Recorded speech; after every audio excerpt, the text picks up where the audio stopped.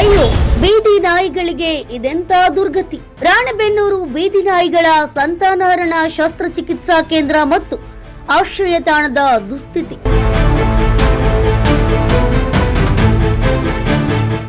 ಒಂದೆಡೆ ಬೀದಿ ನಾಯಿಗಳ ಸಂತಾನಹರಣ ಶಸ್ತ್ರಚಿಕಿತ್ಸೆ, ಮತ್ತೊಂದೆಡೆ ಅದೇ ನಾಯಿಗಳನ್ನ ಇರಿಸಲಾಗಿರುವ ಆಶ್ರಯ ತಾಣದಲ್ಲಿ ಹೀನಾಯ ಪರಿಸ್ಥಿತಿ.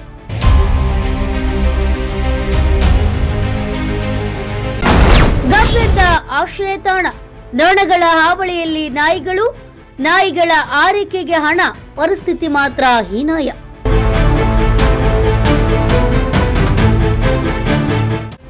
ಇದು ರಾಣೆಬೆನ್ನೂರು ನಗರಸಭೆಯ ವ್ಯಾಪ್ತಿಯಲ್ಲಿರುವ ಬೀದಿ ನಾಯಿಗಳ ಸಂತಾನಹರಣ ಶಸ್ತ್ರಚಿಕಿತ್ಸೆ ಹಾಗೂ ಆಶ್ರಯ ತಾಣ ಎನ್ನಲಾಗಿರುವ ಸ್ಥಳ. ಆದ್ರೆ ಇಲ್ಲಿ ನಾಯಿಗಳಿಗೆ ಸಿಗಬೇಕಾದ ಆರೈಕೆ ಹೇಗಿದೆ ಎಂಬುದನ್ನ ನೋಡಿದ್ರೆ ನಿಜಕ್ಕೂ ಅಯ್ಯೋ ಅನಿಸದೇ ಇರರು. ಗಬ್ಬೆದ್ದಿರುವ ಪ್ರದೇಶ, ದುರ್ನಾತ ಬೀರುತ್ತಿರುವ ಕೊಠಡಿಗಳು, ಎಲ್ಲೆಡೆ ನೊಣಗಳ ಹಾವಳಿ, ಅಸ್ವಚ್ಛತೆಯಿಂದ ಕೂಡಿರುವ ವಾತಾವರಣ. ಇದೇನಾ ಪ್ರಾಣಿಗಳ ಆರೈಕೆ ಕೇಂದ್ರ ಎಂಬ ಪ್ರಶ್ನೆ ಇದೀಗ ಸಾರ್ವಜನಿಕರನ್ನ ಕಾಡ್ತಿದೆ. ಬೀದಿ ನಾಯಿಗಳ ಸಂತಾನಹರಣ ಶಸ್ತ್ರಚಿಕಿತ್ಸೆ ನಡೆಸಿ ಅವುಗಳಿಗೆ ಸೂಕ್ತ ಚಿಕಿತ್ಸೆ ಹಾಗೂ ಆರೈಕೆ ನೀಡಬೇಕಾದ ಸ್ಥಳದಲ್ಲೇ ನಾಯಿಗಳು ಹೀನಾಯ ಸ್ಥಿತಿಯಲ್ಲಿರುವ ಆರೋಪ ಕೇಳಿಬಂದಿದೆ. ನಾಯಿಗಳನ್ನ ಇರಿಸಲಾಗಿರುವ ಕೊಠಡಿಗಳಲ್ಲಿ ಸ್ವಚ್ಛತೆಯ ಕೊರತೆ ಕಂಡು ಬಂದಿದ್ದು, ದುರ್ನಾತ ಹಾಗೂ ನೊಣಗಳ ಹಾವಳಿಯಿಂದ ಇಡೀ ಪ್ರದೇಶವೇ ಗಬ್ಬೆದ್ದಿದೆ ಎನ್ನಲಾಗಿದೆ.